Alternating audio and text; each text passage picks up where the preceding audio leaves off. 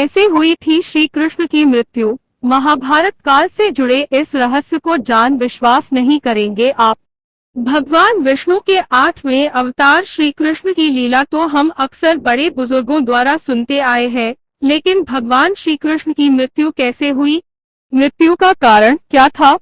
क्या श्री कृष्ण ने मृत्यु के बाद अपना शरीर त्याग दिया और उनकी मृत्यु के बाद क्या हुआ? इन सब सवालों के जवाब जानने की जिज्ञासा हर किसी के मन में जरूर होती है। आइए आज हम आपको बताते हैं कि आखिर भगवान श्री कृष्ण की मृत्यु कैसे हुई। भगवान श्री कृष्ण का जन्म 3112 ईसा पूर्व में मथुरा में हुआ था। हालांकि उनका बचपन वृंदावन, बरसाना, नंदगांव, गोकुल और द्वारका आदि जगहों पर बीता।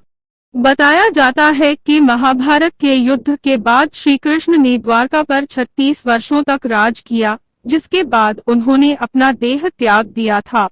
उस समय उनकी आयु 125 वर्ष थी। दरअसल उनकी मृत्यु के पीछे की वजह 2 श्राप है। आइए इनके बारे में जानते हैं। बताया जाता है कि महाभारत के युद्ध के बाद जब दुर्योधन और उसके सभी भाइयों का अंत हो गया, तो उनकी माता गांधारी को अत्यधिक क्रोध आया।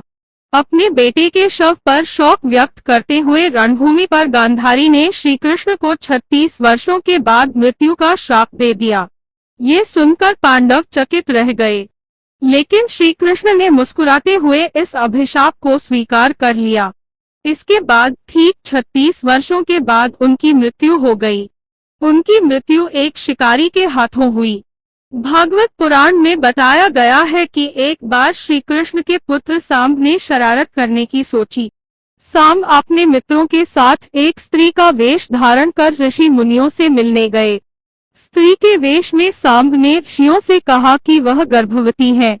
यदुवंश कुमारों की इस शरारत से ऋषियों ने क्रोधित होकर उन्हें श्राप दे दिया कि तुम एक ऐसे लोहे के तीर को जन्म दोगी जो तुम्हारे पूरे कुल का सर्वनाश कर देगा। इस श्राप को सुनकर सांब डर गए और उन्होंने तुरंत सारी घटना उग्रसेन को बताई।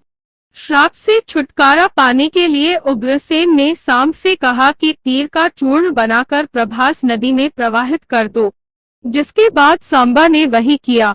इसके बाद उग्रसेन ने राज्य में ये आदेश पारित कर दिया कि यादव राज्य में कोई भी किसी प्रकार की नशीली सामग्री का इस्तेमाल, उत्पादन या वितरण नहीं करेगा। इस घटना के बाद द्वारका में कई अशुभ संकेत देखने को मिले, जिसमें सुदर्शन चक्र, बलराम के हल और श्री कृष्ण के शंख, रथ का अदृश्य हो जाना शामिल था।